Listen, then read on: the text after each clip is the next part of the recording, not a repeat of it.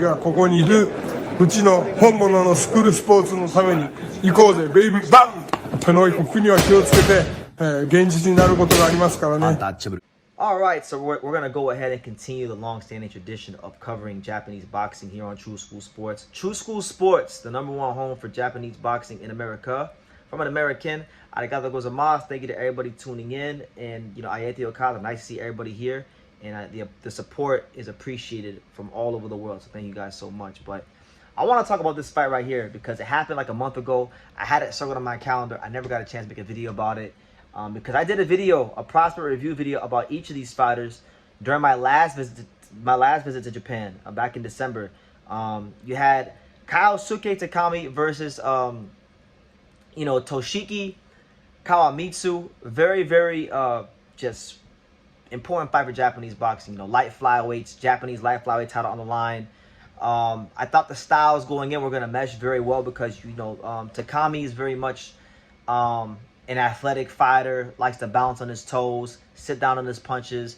Kind of think like Kenshiro, Joichiro Tatsuyoshi if you're comparing him to other Japanese fighters. He has kind of that style. Kawamitsu is more of a front foot dominant, high guard, pressure fighter, intelligent counter puncher. Think more like Hiroto Kiyoguchi. That's kind of how he fights, right? So I thought it was a match made in heaven. And it was a 6-round war. One-sided though. I was a little disappointed. I thought it was very one-sided. I knew Takami had an advantage in the hand speed department and foot speed department. More so the foot speed department than the hand speed department. But in terms of his hand speed or foot speed, I knew he had an advantage there, and he found that one advantage, and he exploited it to the greatest of lengths because Kawamitsu had a hard time just getting in the right positions to land the kind of shots he needed to land on Takami to be his best in the fight. So the fight ended in 6 rounds. Takami beats the brakes off of Kawamitsu, and I thought that it was a big test in his career, and he passed it with flying colors. So I say all that to say this, right? He passed that test. I'm looking at like the lands because I'm always looking at young fighters. I'm always looking at to see like what's the next big fight that could be on the horizon. And it's funny because I just did a video about Yuga Ozaki. I think Yuga Ozaki is a fighter that has huge potential inside the ring and outside the ring, in Japanese boxing and just boxing in general. I think he's gonna make a big dent and be a big factor in boxing down the line. But when I observe the light flyweight division from the Japanese perspective, right, and I look at a fight that would be big between 2 Japanese fighters, but on the world level, I'm looking at one fight and one fight only in this weight class. I think Kyosuke Takami versus Yuga Ozaki is going to inevitably become one of the fights to make, not just in Japanese boxing, but boxing in general. Because these are 2 of the most dynamic talents in the light flyweight division, not just Japan, but in the entire light flyweight division. And the way I see it, I feel like they're on a collision course, honestly. Because when you look at the timelines, they both turned pro in 2022, right? So they both turned pro the same year. They both got about the same amount of fights. I believe Yuga's got 9 fights. Takami's got like 10 or 11 fights. They're around the same time in the pros, same amount of fights. They both have won things regionally. Like Takami has won the Japanese light flyweight title. Yuga Ozaki has already captured the WBO Asia Pacific title and the WBC Youth light flyweight title. So that's been able to fast track his ranking as well as Takami winning the Japanese title. And I just think like if I really sit here and if I could just think for a second, I just peel back the layers, I think that fight right there would be one of the best fights in Japanese boxing. I think that fight right there would be one of the best fights. Let's just remove the word Japanese for a second. That could actually be one of the best fights in boxing anywhere in the world, point blank period. Because when I break down the styles, I mean, Kyosuke Takami, out of the orthodox stance, he's got very intelligent feet, and when he sits down on punches, he throws his punches very much so to place them to the body and land aggressive shots.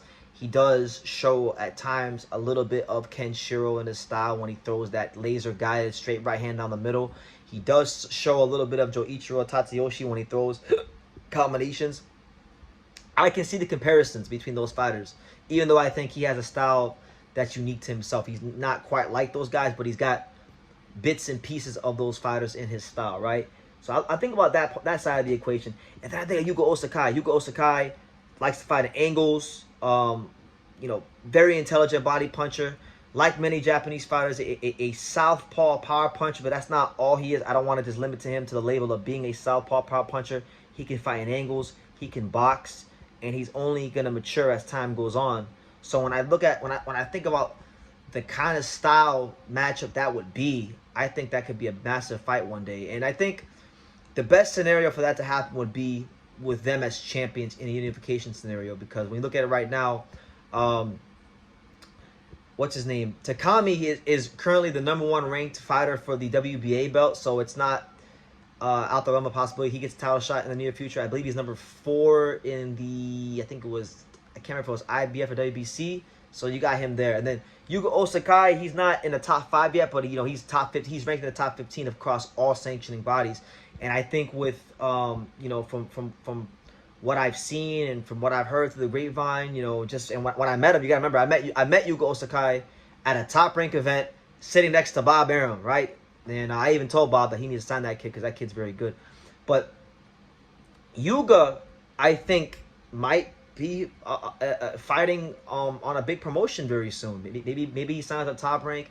Maybe he signs with Ohashi. I don't know what the plans are from. I can just give my educated guess. But either way, he's gonna be a big name very soon. I think Takami is gonna emerge very soon as a bigger name, and this is gonna be one of the fights to make when you talk about like the big fights in Japanese boxing. For the future, this has got to be one of them. I think, I just made a video about Shinzaki and Sora Tanaka. That's going to be one. This is going to be one. Potentially even like, like those Iowa Yokoyama versus Yuta Sakai. Like, these are some of the fights between young, upcoming Japanese fighters that I think would really, really do well. So I'm going to say it now. I think Yuga Ozaki versus Kyosuke Takami becomes one of the fights to make in Japan. And I also think, forget Japan, I think it'll become a fight that will be one of the most entertaining fights in boxing. I can't see how it's not. Yuga Ozaki is an aggressive southpaw power puncher who fights in angles. Kyosuke Takami is a fighter that is a very intelligent body puncher and has great legs in his own right. I mean, I think the styles matchup is great, and it's going to mesh very, very well. So look for that fight to be one for the future. And yeah, if you're not familiar with Yuga Ozaki or Kyosuke Takami, go check him out. Go check out Takami's last fight against Kawamitsu.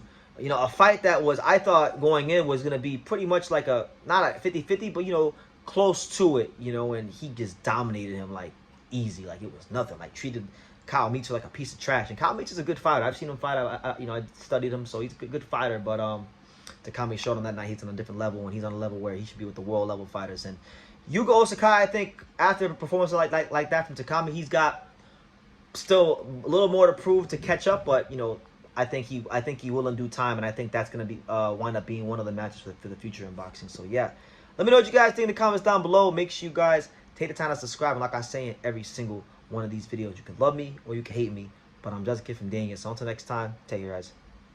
Thank you for watching another video on the untouchable True School Sports Empire. I'm in the fight capital of the world, Las Vegas, Nevada, and we got a monster in town. For more great boxing content from America to Japan and everywhere else in between, make sure you guys subscribe, stay tuned, and keep it locked.